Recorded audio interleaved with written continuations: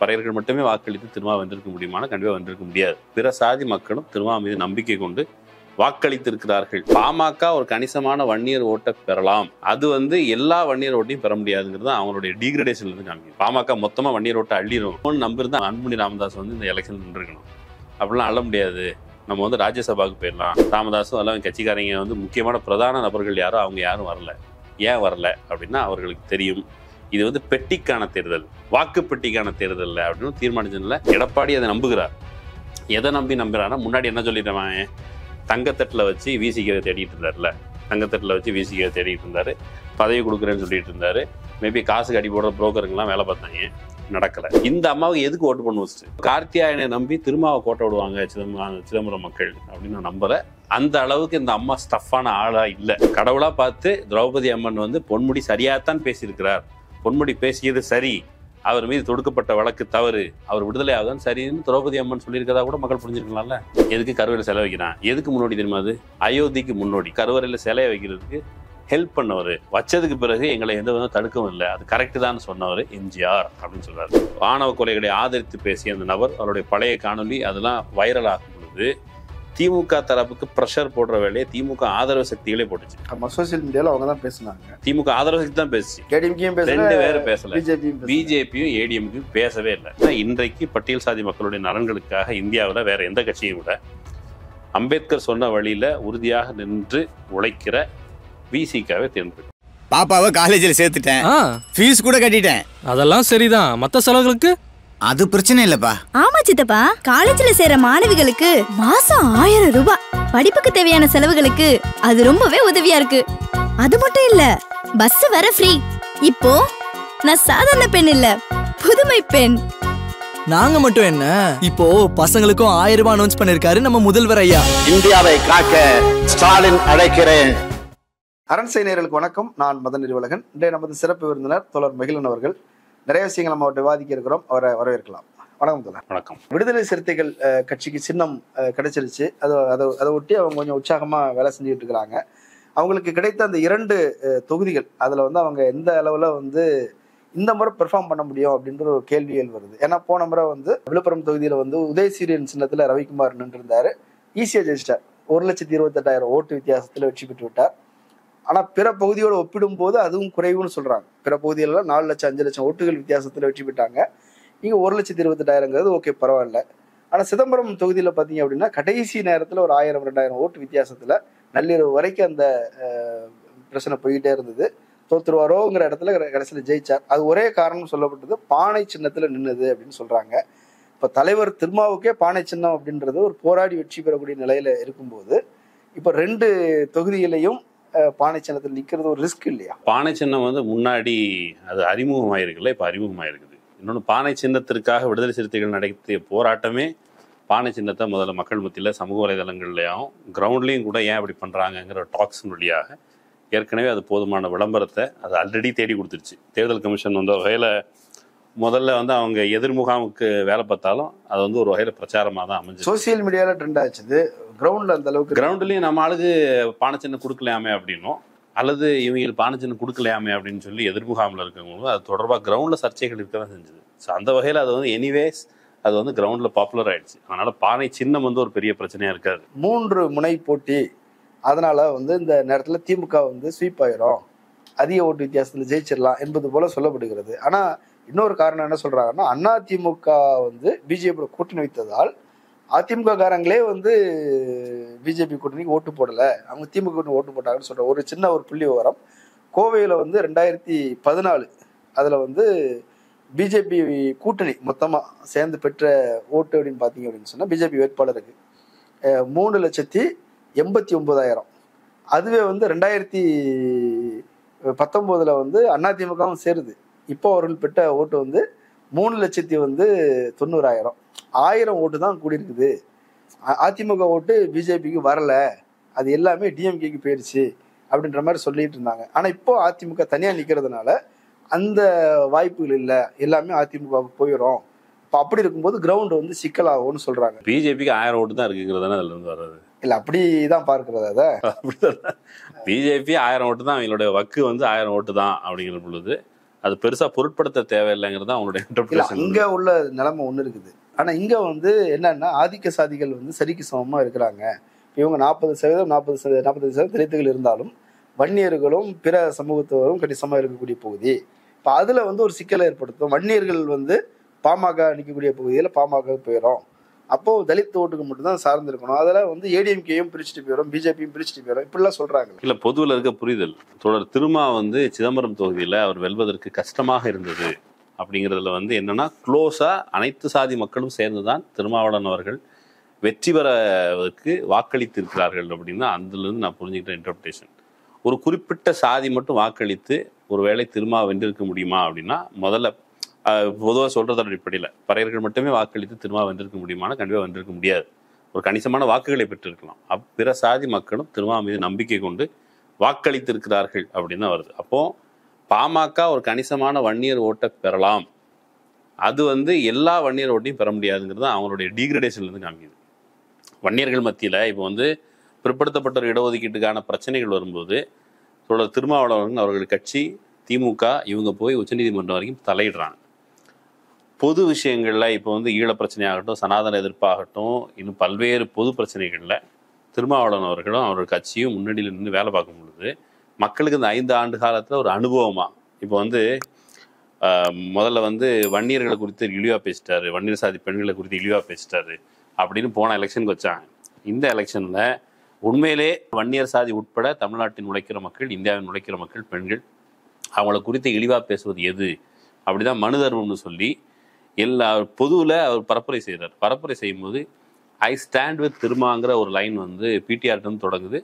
பிற எல்லா சாதி பின்புலத்தில் இருக்கிறவங்களும் ஐ ஸ்டாண்ட் வித் திருமா, படித்தவங்க திருமாவோட இருக்க மாட்டாங்கன்ட்டு அன்புமணி சொல்லியிருந்தார். அதை ஒட்டி ட்ரெண்ட் ஆச்சு. எல்லா சாதி பின்புலத்தில் இருந்தும் திருமா வந்து ஒரு ஜனநாயக சக்தி, நமக்கு இணக்கமானவர், நமக்காக குரல் கொடுக்குறாருன்னு சொல்லி திருமா ஹீஸ் மை லீடர் அப்படின்னு சொல்லி எல்லா சாதி பின்புலத்தும் வந்தாங்க. வன்னியர்கள் இடஒதுக்கீட்டுக்கு பிறகு கணிசமாக படிச்சிருக்கிறாங்க, பொது வழிக்கு வர்றாங்க அப்படிங்கிற பொழுது அவர்கள் எல்லோரும் கண்டிப்பாக முதல்ல பாமகவுக்கு வாக்களிப்பாங்கிறது டவுட்டு. அப்போ பை டிஃபால்ட்டாக திருமா வந்து பெட்டர் சாய்ஸாக இருக்க முடியும், விடுதலை சிறுத்தைகள் பெட்டர் சாய்ஸாக இருக்க முடியும் அப்படிங்கிறது தான் பாமகவோட டிக்ளரேஷன்லேருந்து நம்ம புரிஞ்சு கொள்ள வேண்டியது. பாமக மொத்தமாக வன்னியர் ஓட்டை அள்ளிடும், அவங்க ஒருவேளை அள்ளுவோன்னு நம்பியிருந்தா அன்புமணி ராமதாஸ் வந்து இந்த எலெக்ஷன் நின்றுக்கணும். அப்படிலாம் அள்ள முடியாது, நம்ம வந்து ராஜ்யசபாவுக்கு போயிடலாம். வன்னியர் பெல்ட்டுங்கிற ஏரியாவில் 20% 25% வரைக்கும் கூட உங்களுக்கு ஓட்டு அதிகபட்சம் வந்திருக்குது இல்லை? அதை வச்சிருக்கலாங்க. அதை வச்சுக்கிட்டு நம்ம நாடாளுமன்றம் போக முடியாது அப்படின்னு அன்புமணி ராமதாஸுக்கு தோணுது. அதுதான் தங்கர் பச்சான் மாதிரியான சினிமா ஆர்டிஸ்ட்லாம் கூப்பிட்டு வந்து அவரை கூப்பிட்டு வந்து அவர் ஏதாவது பேசிட்டு இருக்காரு, அவர் தனியாக பேசிட்டு இருக்காரு ப்ரெஸ் மீட்டில். அந்த மாதிரி விஷயம் ஏன் நடக்குதுன்னா Anbumani Ramadoss he is not confident. ஒரு கூட்டணியை போய் நீ அங்கே போய் பாஜக போய் பெட்டியில் சீட் வாங்கிட்டு வரீங்களா, பெட்டியில் சீட் வாங்கிட்டு வரும்போது அந்த சீட்டில் ஏன் பேரும் எழுதி வைங்கன்னு சொல்லி ஒரு சீட் எழுதி அன்புமணி ராமதாஸ் எந்த தொகுதியும் அவங்க வாங்கியிருக்கலாம்ல, ஏன் வாங்கல? அன்புமணி மனைவி கொடுத்துருக்காங்க, அவர் ஆல்ரெடி எம்பியா இருக்கிறாரு. அந்த அம்மா தோத்துட்டு போகுதுன்னு ஒரு சுயநலம் இருக்கும். தருமபுரி தொகுதி அவங்களுக்கு வந்து ஒரு வெற்றியை தந்த தொகுதி இல்லையா?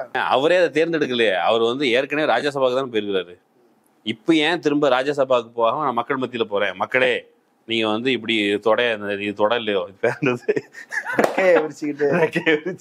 ரெக்கையை விரிச்சு இதுதான் வந்து நம்முடைய வீரம் அப்படின்னு இவர் இந்த பேட்ச்லாம் வர குத்தி இருக்கிறாரு. டேட்டூலாம் குத்தி வச்சிருக்காரு. இந்த டேட்டு குத்துனாலும் உனக்கு ஓட்டு குத்த மாட்டாங்க அப்படின்னு ஒரு விஷயம் தெரிஞ்சதுனால தான் அவரு தன்னுடைய மனைவிக்கு சரி கிடைக்கிது ஒரு சீட்டு. இப்போ வந்து இருக்கிற சீட்டில் பார்த்தீங்கன்னா தெரிஞ்ச ஆள் வந்து இவர் தான். அந்த கோசிமணிலேருந்து யாருமே வந்து மணியிலேருந்து யாருமே வந்து அங்கே வந்து போட்டி போடலை. ராமதாஸும் எல்லாம் கட்சிக்காரங்க வந்து முக்கியமான பிரதான நபர்கள் யாரோ அவங்க யாரும் வரல. ஏன் வரல அப்படின்னா அவர்களுக்கு தெரியும் இது வந்து பெட்டிக்கான தேர்தல், வாக்கு பெட்டிக்கான தேர்தல் அப்படின்னு தீர்மானிச்சதுல சரிப்பா வரும்ல, தேர்தல் இருந்தால் உனக்கு அனுபவம் கிடைக்கணுமா, சரி போ அப்படின்னு சொல்லி நிறைய பேர் அனுப்பி வச்சிருக்காங்க. ஸோ பாமக வந்து முக்கியமான ஃபேக்டராக இருக்க போகிறதில்ல இந்த எலெக்ஷனில். இந்த எலெக்ஷன் மேபி மாற்றம் முன்னேற்றம் அன்புமணி அப்படிங்கிறதுல அது அதோட முடிய போகுது. அதனால பாமக ஒரு ஃபேக்டராக இருக்க போகிறதில்ல. ஏடிஎம்கேக்குன்னு ஒரு பலம் இருக்குல்ல, ஏடிஎம்கேக்கு தலித் ஓட்டுகள். இப்போ ஒரு இது எளிமையாக சொல்லுவாங்க, சென்னையில் வந்து தலித் ஓட்டுகள்னா திமுகவுக்கு வந்துடும் இயல்பா, திமுக பெல்ட் அப்படின்றத ஸ்ட்ராங் பண்ணுற தலித் ஓட்டுகள். ஆனால் சென்னைக்கு வெளியே போக போக தலித் ஓட்டுகள் வந்து ஏடிஎம்கேக்கு மாறிடுது. அப்போ அது வந்து ஒரு சிக்கலை ஏற்படுத்த தானே செய்யும். முக்குளத்தூர் ஏரியா கவுண்டர் ஏரியான்னு சொல்றது கூட கவுண்டர் பெல்ட் முக்குளத்தூர் பெல்ட்னு சொல்றாங்க. அங்கேயும் கூட திமுகவுக்கும் அதிமுகவும் சமமாக தான் இருக்குது, கவுண்டர்ட்டே சமமாக தான் இருக்குது, முக்குளத்தூர் சமமாக இருக்குது. எதை வச்சு தீர்மானிக்குது அப்படின்னா தலித்துகள் ஓட்டு தான் வெற்றியை தீர்மானிக்குதுன்னு சொல்றாங்க. அது இருக்கலாம். இப்போ அந்த ஓட்டு அதிமுக போறதுக்கான வேலையை, அவ்வளவு யோக்கியதான வேலையை அதிமுக என்ன செஞ்சு கிழிச்சிட்டாங்கிற கேள்வி இயல்பா தலித் மக்களுக்கு வரும். எம்ஜிஆர் மேல அவ்வளவு ஈடுபாடு இருக்குதுங்க. எம்ஜிஆர் மேல ஜெயலலிதா மேல ஒரு பெரிய மரியாதை இருக்குது. காலங்காலமா இரட்டலைக்கு தான் ஓட்டு போடுவோம் அப்படின்னு எம்ஜிஆர் மேல ஈடுபாடு இருக்குது. அப்படி தரையிலே அவர்களுக்காக அடிமையாக இருந்த வேலை பார்த்த எடப்பாடி மேல, எடப்பாடி வந்து சமீபத்தில் பேசியிருக்காரு விழுப்புரத்துல, நான் 40 வருஷம் இந்த கட்சிக்கு நாயா உழைச்சிருக்கிறேன், உழைச்சிருக்கிறேன்னு சொல்லியிருக்காரு. அப்படி உழைச்சவரை ஏன் நம்பல அவங்க? ஜெயலலிதாவை நம்பினவங்க, எம்ஜிஆருக்கு விசுவாசியா இருந்தவங்க எடப்பாடியை ஏன் தேர்ந்தெடுக்கலன்னா, எடப்பாடியோட நடவடிக்கைகள் அந்த லட்சணத்தில் இருந்ததுனால அவங்க தேர்ந்தெடுக்கல. சரி, எடப்பாடி வந்து தற்காலிகமா பிஜேபியை பத்தி நாங்கள் அப்படிலாம் பேச மாட்டோம், நாங்கள் கூட்டணியிலேருந்து வெளியே வந்திருக்கோம், எங்களுக்கு கூட்டணி தரமா இருக்குது, முன்னாடி ஏதோ ஆதரிச்சிட்டோம் இப்படின்ட்டு ஒரு லூஸ் ஸ்டாக் விடுற ஒருத்தரை நம்பி திரும்ப உடனே ஓட்டு போட்டுருவாங்க தலித்துகள். அவங்களுடைய ஸ்டாண்ட் சொல்றாரு, நாங்க ரெண்டு கூட்டணியில இருந்தோம், கூட்டணி தர்மம், அதனால பேசல, இப்ப வெளியே வந்துட்டோம், எங்களுக்கு பேச வேண்டிய அவசியம் இல்லைன்னு சொல்றேன். நான் அதுதாங்க லூஸ் ஸ்டாக்னு சொல்றேன். நான் வந்து லூஸா இருக்க டாக் இல்லை, அது லூஸ் ஸ்டாக் தான். நீங்க அங்க இருந்தீங்க, ஒரு கொள்கை அடிப்படையில நாங்க வேறு வெளியே வந்துட்டோம்னு சொல்றீங்க, என்னடா கொள்கைன்னு சொல்லி பொதுமக்கள் கேட்பாங்கல்ல. எடப்பாடி போய் பேசுறாரு, வந்து பிஜேபிக்கு அடையாளம் காட்டினதே நாங்க தான், பிஜேபி தாமரையை வந்து அடையாளம் காட்டினதே நாங்க தான், ராமசீனிவாசன் வெத்த அரசியல் பண்ணாதீங்க, உங்க கட்சியினுடைய தாமரை சின்னத்தை நாங்க தான் அறிமுகப்படுத்தி வச்சோம், முதல் தேர்தலில் நாடாளுமன்ற தேர்தல் என்னும் போது அப்பதான் பிஜேபியோட நாங்கள் கூட்டணி வச்சோம், இதெல்லாம் சொல்ற அவர் எதுக்கு கூட்டணி வச்சிங்க அப்படிங்கிறத குறித்து சொல்லலை. மக்கள்கிட்ட போகும்போது மக்களை வந்து இன்னைக்குமே நீங்க வந்து ஒரு ப்ராசஸ்ல மெல்ல மெல்ல மெல்ல நகர்ந்து பாஜக என்பது தீங்கு அப்படிங்கிற எண்ணம் வந்து ஒரு தற்காலிக நாடகத்தால மக்கள் வந்து அந்த மதிமயங்கிடுவாங்க, எடப்பாடி கிட்ட போயிடுவாங்க அப்படிங்கிறது லாஜிக்கலா இல்லை. எடப்பாடி அதை நம்புகிறார்.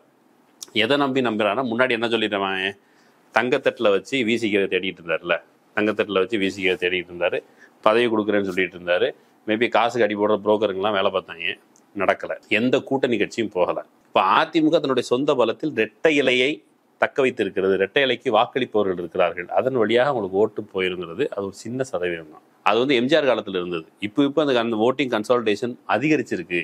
அப்படிங்கிறது எப்போ அதிகரிக்க வாய்ப்பு இருக்குது? போன தேர்தலில் வந்து திமுக நம்பி ஓட்டு போட்டாங்கல்ல, நீங்கள் தலித்துகளோ யாரோ ஓட்டு போட்டாங்களோ, அதிமுகவுடைய கோர் வாக்காளர்கள், அவங்க இந்த ஆட்சியின் மீது நம்பிக்கை இழப்பதற்கு போதுமான காரணங்கள். இந்த கவர்மெண்ட் அவ்வளோ அன்பாப்புலர் ஆகலை. அவ்வளோ அன்பாப்புலர் ஆக போது திரும்ப போய் அங்கே ஓட்டு அங்கே குத்திடுவாங்க, ஏணி சின்னத்தில் ஒரு குத்து, இன்னொரு சின்னது அப்படி குத்துவாங்க அப்படின்னு நம்ம நினைக்கிறது வந்து வாக்காளர்களை குறைத்து மதிப்பிடும் நினைக்கிறேன். அப்படி போகாது. இன்னொன்று, அவன் நிப்பாட்டிருக்க அந்த வேட்பாளர்களோட யோக்கியதை இருக்குல்ல, அதை வச்சு தானே போடுவான். எடப்பாடியே வந்துருக்கிறாரு, எடப்பாடினாலே ஓட்டு போட மாட்டாங்க அப்படிங்கிற பொழுது, எடப்பாடிக்கு போன எலெக்ஷன்ல அதிகபட்சம் என்ன இருந்தது, எங்க அம்மா திட்டாங்க, எனக்கு ஓட்டு போடுங்க அழுதாரு. ரைட்டு. நான் என்ன சொல்றேன்னா, இப்போ கார்த்தியாயின்னு ஏற்கனவே விழுப்புரத்துல வந்து மாநகராட்சி மேயரா இருந்தவங்க, அவங்களுக்கு இப்போ ஏடிஎம்கேல இருக்கும்போது ஒரு செல்வாக்கு இருந்தது, பிஜேபிக்கு வந்திருக்கிறாங்க. என்ன செல்வாக்கு இருந்துச்சு? ஒரு மேயரா இருந்தாங்க. மேயரா இருந்தால் குணா வந்து இந்த அம்மா ஊழல் பேர்வழின்னு சொல்லி தீர்ப்பு கொடுக்குறாங்க. ஊழல் பேர்வழின்னு தீர்ப்பு நீதிபதி குணா தீர்ப்பு கொடுத்தவொடனே குணாவுக்கு எதிராக மாநகராட்சியில் மேயராக இருக்கும்போது அந்த அம்மா தீர்மானம் போடுது. அந்த மாநகராட்சியில் உறுப்பினர்கள்லாம் சேர்ந்து தீர்மானம் போடுறாங்க. நீதிபதியை கண்டித்து தீர்மானம் போட முடியுமா? உனக்கு அதுக்கான இது இருக்குதா? அது எதுவும் கிடையாது. தீர்மானம் போட்டாச்சு. அதனங்க விசுவாசம், ஏடிஎம்கேல அதனங்க விசுவாசம். அதுக்கு பேர் முட்டாள்தானங்க, அது பொதுமக்களுக்கு தெரியும். நீங்க தீர்மானம் போட்டதை சொல்றீங்க, இதுக்காக கோயிலில் போய் வந்து பால் குடம் எடுக்கிறது, தரையில் உட்காந்து சோறு சாப்பிட்றது வரைக்கும் செஞ்சிருக்காங்க. அதாங்க, அது இப்போ மட்டும் இல்லை, எம்ஜிஆர் சாவ கிடக்கிறாருன்னு விரல வெட்டி கொடுத்தவங்களாம் இருக்கிறாங்க. கட்சியினுடைய பாரம்பரியம் போட்டாங்க, விரல வெட்டி உண்டியல் போட்டாங்க. ஆனால் இந்த கார்த்தியாயினி அம்மா கண்டிப்பாக விரல வெட்டி போடாது. நீங்க எம்ஜிஆர் இறந்த வீட்டுக்குள்ள ஏழைகள், அப்பாவிகள், ஐயோ எம்ஜிஆருக்கு ஏதோ ஆக போகுதே, அவர் உயிர் காப்பாற்றப்படணும்னு சொல்லி விரல வெட்டி கொடுத்தவங்களாம் இருக்கிறாங்க. இந்த அம்மா என்ன பண்ணிச்சு தெரியுமா? ஜெயலலிதாவை ஜெயிலுக்கு அனுப்பிடுவாங்க அப்படின்ன உடனே குணாவுடைய உருவம் எரிச்ச அந்த அம்மா ஜெயலலிதா இறந்து போய் அதுக்கப்புறம் அவங்கள வந்து கடைசி அவங்களுடைய நினைவிடத்துக்கு அனுப்பி வைக்கிறாங்க அப்படின்னு உடனே 2 மாசத்துல துக்கம் தாழாமல் பிஜேபியில் போய் சேர்ந்துருச்சு. அப்போ இதனுடைய யோகிதை என்ன? அந்த அம்மா இப்போ அதிகபட்சம் வாக்குறுதி என்ன ஜெயிக்க வச்சுங்க, ராமர் கோயில் கூட்டு போவோம். நீ ராமர் கோயில் கூட்டு போறதுக்காக நாங்கள் வந்து அதுன்னு டிக்கெட் வாங்கி எங்களுக்கு போக தெரியும், ஒரு ராமர் கோயிலுக்கு போகணும்னா உனக்கு எதுக்கு ஓட்டு போடணுங்கிற நார்மல் லாஜிக்கான கேள்வி இருக்குல்ல. அது அம்மாவுக்கு பெரிய வெற்றியை பெற்றுத்தராது. சிதம்பரத்தை பொறுத்தளவுக்கு அவங்க வந்து 1 இயர் கன்சால்டேஷனை செஞ்சிட முடியும் அப்படின்னு சொன்னா, இந்த அம்மாவுக்கு எதுக்கு ஓட்டு பண்ண வச்சுட்டு? இந்த அம்மா ஏசி தானே, திருமாவை விட இந்த அம்மா பெட்டரானது அப்படின்னு நம்பணும்னா முதல்ல பிற பட்டியல் சாதி அல்லாத மக்கள், முதல்ல பட்டியல் சாதிக்குள்ள முதல்ல இந்த அம்மா நம்புவாங்களான்னு இருக்கு. அம்பேத்கரை எதிர்த்து இது மாதிரி பட்டியல் சாதியை சேர்ந்தவர்கள்லாம் நிறுத்தி தோக்கடிச்சிருக்கிறாங்க. ஆனா அந்த காலம் மாறி போச்சு. திரும்ப கார்த்தியாயனை நம்பி திருமாவை கோட்டை விடுவாங்க சிதம்பரம் மக்கள் அப்படின்னு நான் நம்புறேன். அந்த அளவுக்கு இந்த அம்மா ஸ்டஃப்பான ஆளா இல்லை. ஆனா விழுப்புரம் தொகுதியில வந்து ஏடிஎம்கே சார்பாக பாக்கியராஜன் நிற்கிறார், முரளி சங்கர் பிஎம்கே சார்பாக நிற்கிறாங்க. அப்போ அது ஒரு சிக்கலை ஏற்படுத்துறதுக்கு வாய்ப்பு இருக்குது இல்லையா? பாமகவுடைய முரளி சங்கர் அப்படி ஓரமா நிற்க சொல்லுங்க. ஏங்க அவர் யாரு அப்படிங்கிற வேட்பாளர் பற்றி அறிமுகம் இருக்கு. உள்ளூர்காரர் இல்ல, வெளியூர்ல இருந்து வந்திருக்கிறாரு. அது ஒரு குறையான்னு கேக்குறேன். மாம்பழம் இல்ல போதாதா உங்களுக்கு? மாம்பழம் சின்னம் போதாதுங்கிறது ஏற்கனவே கடந்த கால தேர்தல்கள் நிரூபிச்சிருக்குது.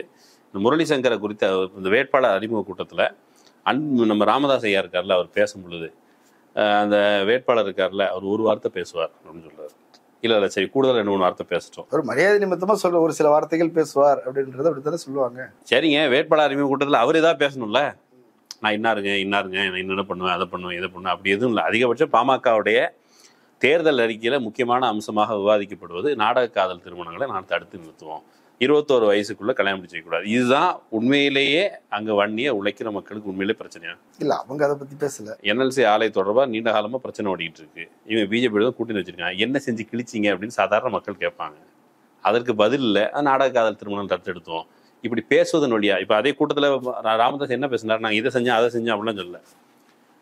உங்க குழந்தைங்க, நீங்க செல்வங்கள், பெண்களை நீங்க முன்னாடி உட்காந்துருக்கீங்க, நீங்க எல்லாம் சக்திகள், நீங்க சக்தி கொடுக்கறதுனாலதான் எங்களுக்கு வந்து சக்தி வருது. இது தேர்தல் பிரச்சாரமா? இந்த பிரச்சாரத்துக்கு மயங்கி மக்கள் ஓட்டு போடுறாங்களா? அந்த அளவுக்கு வருத்தம் இல்லை. இன்னொரு ஆள் இருக்கிறாரு அதிமுக, அவர் பாக்கியராஜ், அவர் தேர்தலில் நிற்கிறாரு.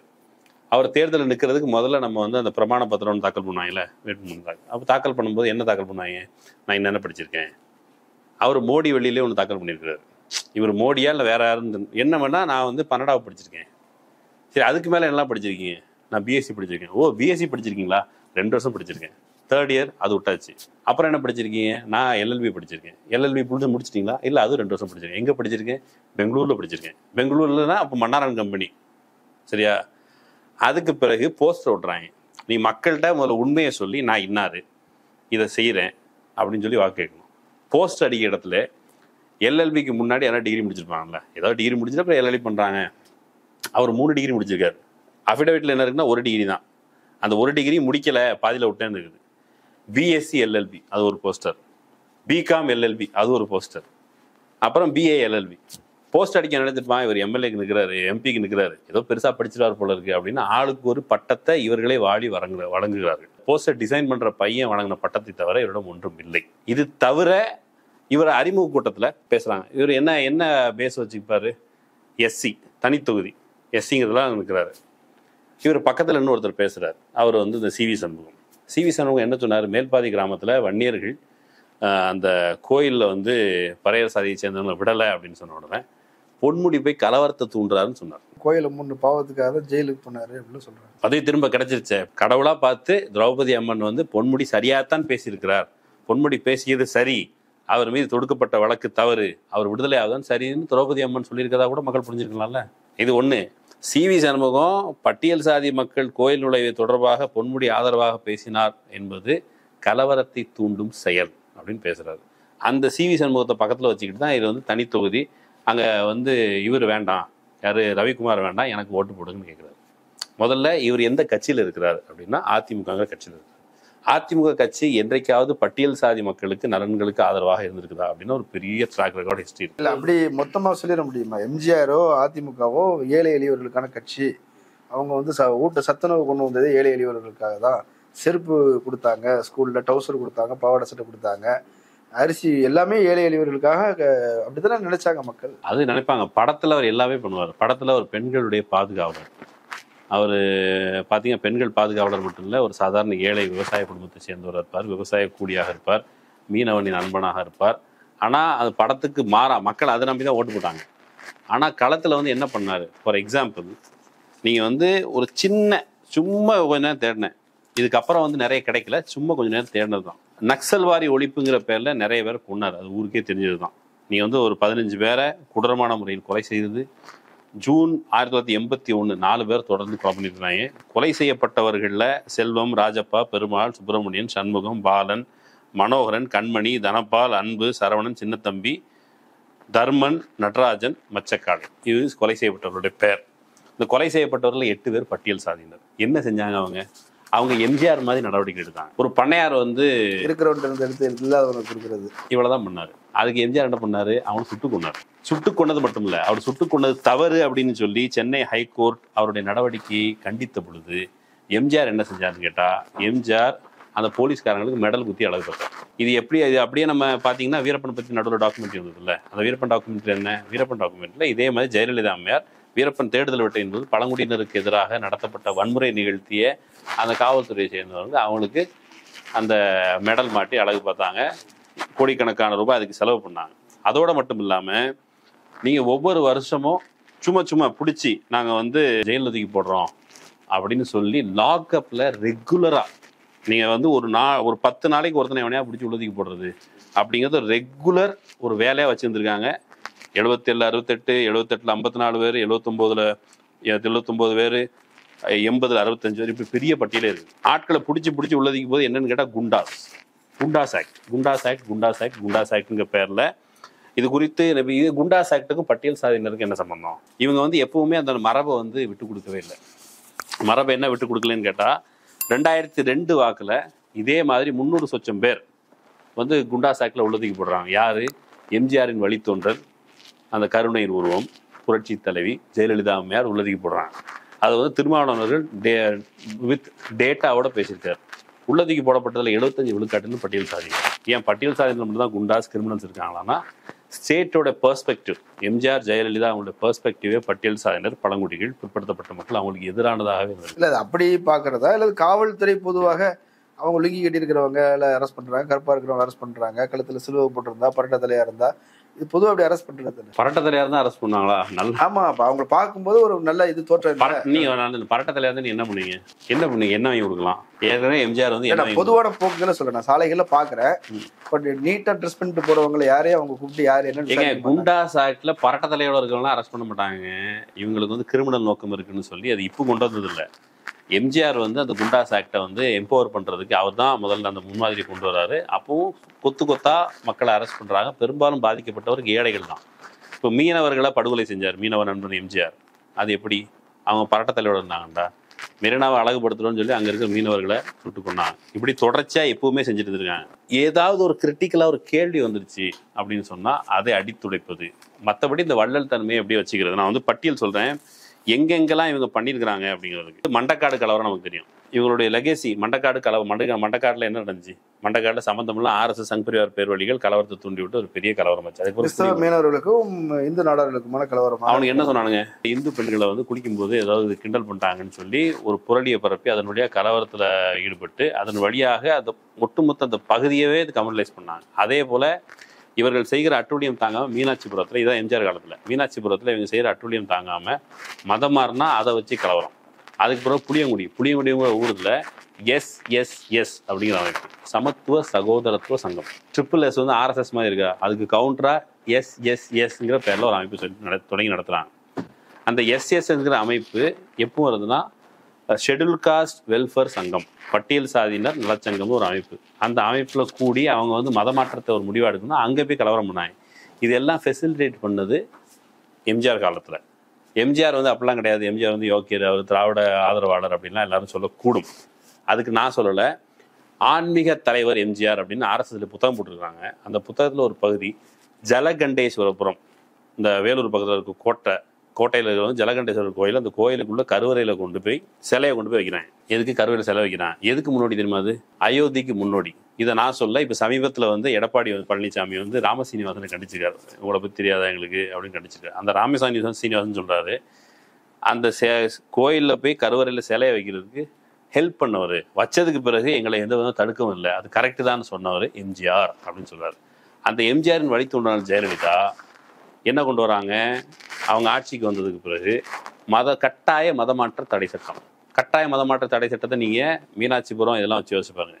இங்கே சாதி வன்கொடுமை காரணமாக மதம் மாறினால் அதில் தண்டனை வகையாக உண்டு. அந்த கட்டாய மதமாற்ற தடை சட்டத்தில் SC மதம் மாறினா கூடுதலான தண்டனை. தலித் மக்கள் கல்வி அறிவில் பின்தங்கி இருக்கிறாங்க. ஈஸியாக அவங்கள ஏமாற்றி மதம் மாற்றிடுறாங்க. ஆசை வார்த்தை சொல்லி பால் வாங்கி கொடுத்து பிரெட் வாங்கி கொடுத்து ஏமாற்றி மதம் மாற்றி. நீ பால் வாங்கி கொடு, பிரெட் வாங்கி கொடு, நீ எது கலவரத்தை தூண்டுற? நீங்கள் இதெல்லாம் நிறைய கதை இருக்குங்க. நீங்கள் வந்து இது வந்து ஹிஸ்ட்ரிக்குள்ளே போகிறதா இருக்கும்.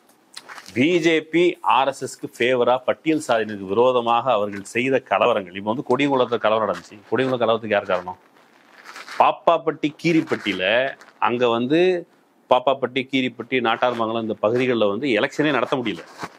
எலெக்ஷனே நடத்த முடியலன்னு கேட்டால் அங்கே முழுக்க தேவர் சாதி டாமினேஷனை வளர்த்து நீங்கள் தேவர் சாதி மக்களுக்கு இடஒதுக்கீட்டை இப்போ பெற்றுத்தரணும் அப்படின்னு சொன்னால் கள்ளர்களுடைய இடஒதுக்கீட்டை பறிக்கிற விதமாக இவங்களுடைய சோஷியல் இன்ஜினியரிங்க்கு ஏதுவாக பிஜேபி கிட்ட வன்னியர்களை பிடிச்சி கொடுக்கணுங்கிற ஒரு விதத்தில் எடப்பாடி பழனிசாமி அந்த 10.5 ரிசர்வேஷனை கொண்டு வராரு.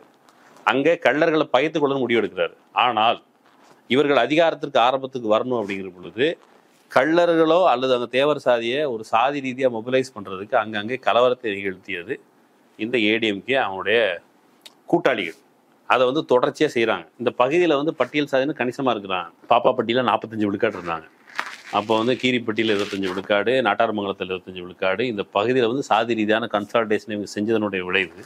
நீங்கள் போய் டெமோக்ரட்டைஸ் பண்ணுறதுக்கான வேலையை ஏடிஎம்கே செய்யவே இல்லை. மாறாக காஸ்ட் ரீதியான வன்முறைகளை தூண்டி விட்டதனுடைய விளைவு. நிறைய விஷயங்கள் பட்டியல் சொல்லலாம்.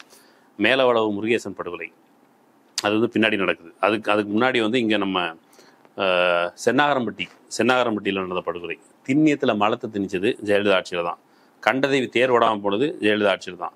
பரமக்குடி துப்பாக்கி சூடு ஊரறிஞ்சது. எப்படி அந்த மக்களை வந்து சுட்டு போட்டு நாய் மாதிரி இழுத்துட்டு போனாங்க. அப்புறம் இளவரசன் படுகொலை, கடைசியாக வந்து கோகுல்ராஜ் படுகொலை. இவங்க எப்படி ஃபேவரபுளாக இருப்பாங்க? சாதி ஆதிக்கத்தை தூண்டிவிடுவதன் வழியாக வாக்குகள். கோகுல்ராஜ் படுகொலை ரொம்ப அப்பட்டமாக நடந்தது. அந்த யுவராஜை காப்பாற்றுவதற்கு ஏடிஎம்கே அந்த சமயத்தில் எலெக்ஷன் சமயங்கிறதுனால எவ்வளோ காப்பாற்றுறதுக்கு எவ்வளோ முனைந்தது. ஒரு தலித் பெண் அதிகாரி இறந்து போனாங்க. கோகுல்ராஜ் படுகொலைக்கு காரணமான யுவராஜை காப்பாற்றுவதற்கு அவ்வளோ முயற்சிகள் நடந்தன. இப்போ கடைசியில் பாப்பா மோகன் அவர் வழக்கறிஞர், அவர் வெளியே வந்து இந்த குறிப்பிட்ட விஷயத்தில் கோகுல்ராஜை தண்டிப்பதற்கு இன்றைக்கு இருக்கிற ஆளுங்கட்சி அதுவும் கூட உதவியதுன்னு சொல்றாரு. அவனை தண்டிக்கிறதுக்கு அன்றைக்கு நேரடியாக ஆதிக்க சாதிக்கு ஆதரவாக செயல்படுகிற அதிமுக அதிலிருந்து வருகிற ஒரு பட்டியல் சாதி வேட்பாளர். நீ எஸ்சியா இருக்கிறதுனாலே ஒருத்தன் ஓட்டு போடணும்னு அவசியம் கிடையாது. நீ சமூகத்துக்கு என்ன செய்ய போற அப்படிங்கிறதுக்கு. இப்போ சமீபத்தில் நடந்த அந்த சூரியமூர்த்தி தானே அந்த ஆள் திமுக சார்பாக வழங்கப்பட்ட அந்த சீட்டில் கொங்கு பகுதியில் பட்டியல் சாதி மக்களுக்கு விரோதமாக ஆணவ கொலைகளை ஆதரித்து பேசிய அந்த நபர். அவருடைய பழைய காணொலி அதெல்லாம் வைரல் ஆகும் பொழுது திமுக தரப்புக்கு ப்ரெஷர் போடுற வேலையை திமுக ஆதரவு சக்திகளே போட்டுச்சு.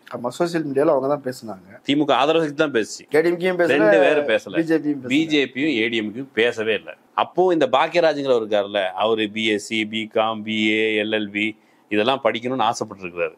சரி, படிக்கணும்னு ஆசைப்பட்டவர் குறைந்தபட்சம் சமூக நீதியை அம்பேத்கர் வலியுறுத்தியது. அப்படி எதுவும் படிக்கல. குறைந்தபட்சம் இந்த குறிப்பிட்ட சூரியமூர்த்தி வாரத்தில் இவங்க பேசினாங்களா?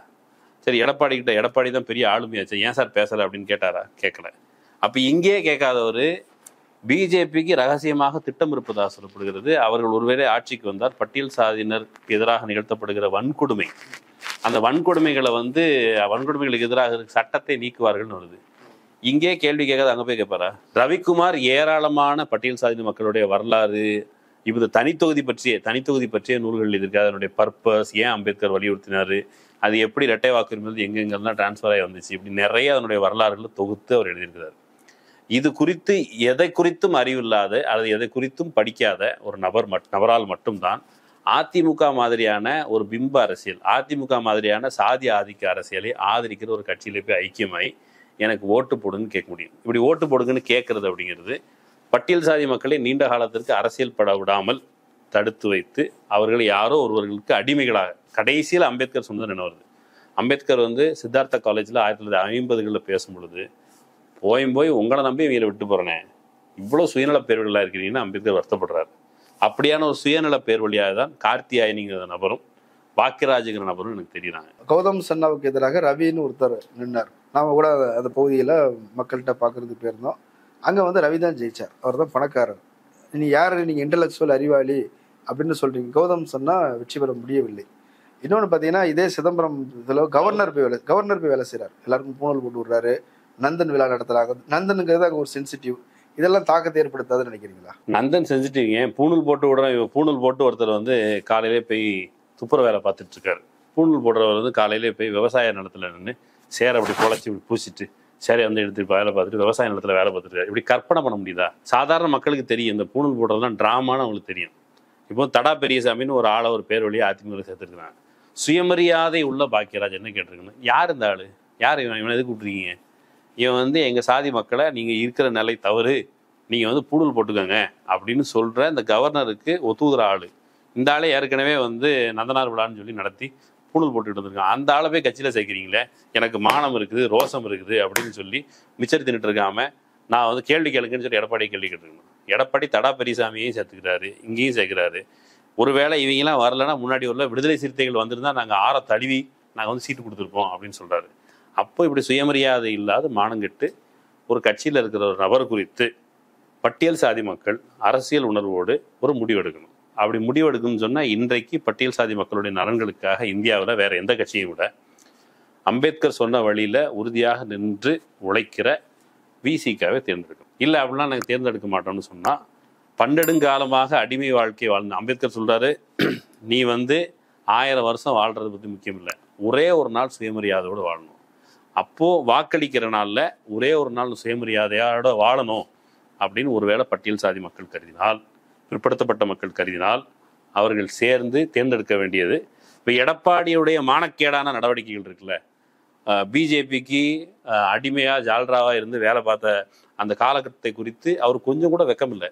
நான் கூட்டணி தர்மத்திற்காக அடிமையாக இருந்தேன்னு சொல்கிறாரு. கூட்டணி தர்மத்துக்காக எப்படி அடிமையாக இருப்பேன் அப்படிங்கிற ஒரு கேள்வி கூட வராமல் அவர் அங்கேருந்து கலந்து வந்துட்டாரு, அதனால் நாங்கள் ஒரு ஓட்டு போட்டோன்னு முடிவு எடுத்துட்டாங்கன்னா அந்த வாக்காளர்கள் யாராக இருப்பினும் எந்த சாதியாக இருப்பினும் அவர்கள் தங்களுடைய சுயமரியாதையை அடகு வைக்கிறார்கள் என்ற அர்த்தம். தமிழ்நாட்டு வாக்காளர்கள், விழுப்புரம் சிதம்பரம் வாக்காளர்கள் அப்படி சுயமரியாதை விற்று பிழைக்கிற நிலைக்கு அவ்வளோ அவலமான வறுமைக்கு வந்து சேர்ந்துன்னு நினைக்கிறேன். அதனால் களம் விடுதலை சிறுத்தைகளுக்கு ஆதரவாக இருக்கும். நிறைய தகவல்களை சொல்லியிருக்கிறீங்க, மக்கள் அதை பரிசீலிப்பார்கள். நீங்கள் விரும்புகிற மாதிரியான தீர்ப்புகள் வரக்கூடும். கலந்து கொண்டு கருத்துக்களை பகிர்ந்தமைக்கு நன்றி. நன்றி. நேரில் மற்றொரு விருந்தினரோடு மீண்டும் சந்திக்கலாம். நன்றி. அரண்சை நண்பர்களுக்கு வணக்கம். அரண்சை ஊடகம் சுயேட்சையாக இயங்குவதற்காகவே உருவாக்கப்பட்டது. நாம் செய்கிற வேலை உண்மையிலேயே மக்களுக்காக செய்கிறோம் என்பதை நீங்கள் நம்பினால், வாய்ப்பு இருந்தால் இந்த ரேசர் பே QR கோடுக்குள்ளே நீங்கள் வந்து அதை ஸ்கேன் பண்ணி எங்களுக்கு உங்களால் இயன்றதை விருப்பம் இருந்தால் ஆதரவு தெரிவிக்கலாம்.